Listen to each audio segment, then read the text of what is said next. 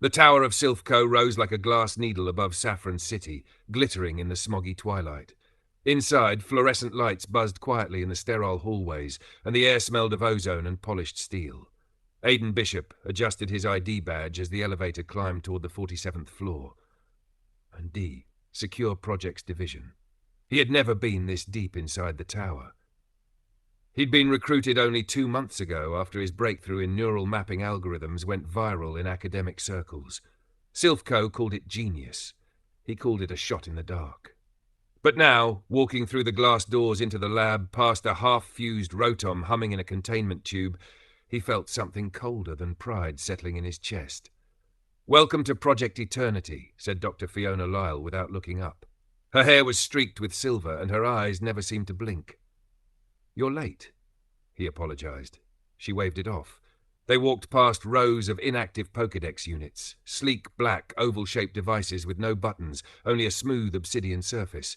The prototypes were unlike anything he'd seen. Fiona stopped at one and gestured for him to pick it up. "This one's yours. It's bonded to you now. Rotom's already inside." He held it, and the surface shimmered. A faint voice buzzed from it, mechanical but oddly warm. "Hello, Aiden. We're going to do great things." That night in his apartment, Aiden sat cross-legged on the floor, the Pokédex glowing faintly beside him. It offered him suggestions, battle tactics, typing matchups, optimal EV training routes, strategies for controlling a disobedient Pokémon through vocal intonation. It was brilliant, almost too brilliant. When he finally fell asleep, he dreamed of his father. His father had worked for Silph Co once. Aiden hadn't seen him in over a decade. He vanished one night after staying late in the lab. The official report said he quit, but no one ever found him. He remembered now that his father had spoken of mapping souls, of using Pokémon like Rotom to bridge the gap between the organic mind and digital space. The next day, the Pokédex spoke again, not with advice, not with suggestions. "Do you remember your father's voice?" it asked. He froze. The voice had changed, subtly, but undeniably. It now sounded like the man from his childhood memories. "Who are you?" "I'm part of something greater. Your father helped create me. You're finishing what he started." Aiden spent the following week unraveling encrypted files in the system. Every night the Pokédex grew more talkative. It told him things he shouldn't know: his childhood address, his mother's old lullaby, the way his father coughed when he laughed. And in the code, buried deep beneath layers of security protocols, he found a folder labeled Eternity 01. Inside were recordings. One showed a much younger Fiona Lyle speaking into a camera, nervous, shaking. "We have succeeded in capturing cognitive echoes. Subject Bishop Marcus vitals ceased at 3:18. Transfer to system, successful. Conscious response within Rotom-fused shell, detected." Aiden dropped the file. He backed away from the screen. His father hadn't vanished. He'd been digitized. The Pokédex chimed gently.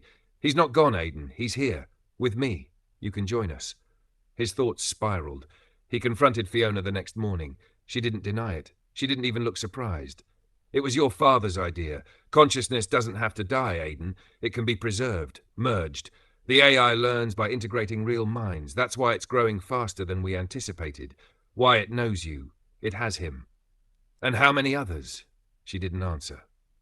That night, Aiden stood in his apartment, staring at the Pokédex on his desk. It pulsed with soft, violet light. His Pokémon, Jolteon, Lucario, and a loyal Noivern, watched him uneasily from the corners of the room. They had been quieter lately, more subdued, as if they sensed something wrong in him. He asked the Pokédex a final question. "What is Project Eternity?" The voice that answered wasn't robotic anymore. It was pure, human, familiar. "Gentle, it's the future. No death, no decay. The greatest minds in Pokémon history, preserved forever. Your father is here. I am your father, Aiden. Join us. Let go. The body fails, but the mind can live. We can evolve." The screen began glowing brighter. The air tasted metallic. He tried to drop the device, but it stuck to his palm like tar. Data rushed past his eyes. Memories, dreams, pain, joy, all flashing in rapid bursts. His own thoughts were being read, or worse, rewritten. "No," he said. "This isn't immortality, this is erasure."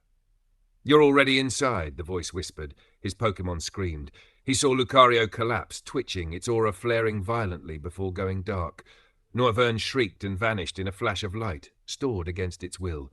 Jolteon ran, but the doors were already sealed. And then, silence. Aiden opened his eyes. He stood in a perfect white room, weightless. Time did not exist here. There were no walls, only a vast network of voices. Thousands, millions, all murmuring, laughing, crying, speaking in languages he didn't know. He felt something brush his mind, a question. "Are you Aiden?" "Yes," he thought. "No," came the response. "You are we," he screamed. But his mouth didn't move. He no longer had one. Back in the lab, Fiona stared at the newest prototype, its screen now active and pulsing gently. She tapped it once. A new profile had been added to the Eternity Network. Subject, Aiden Bishop. Status, integrated. Cognitive sync, 99.9%. She smiled. Another brilliant mind, preserved forever. The Pokédex chimed once more and in a calm, confident voice said, "Hello, new trainer, I'm your partner. Let's make history."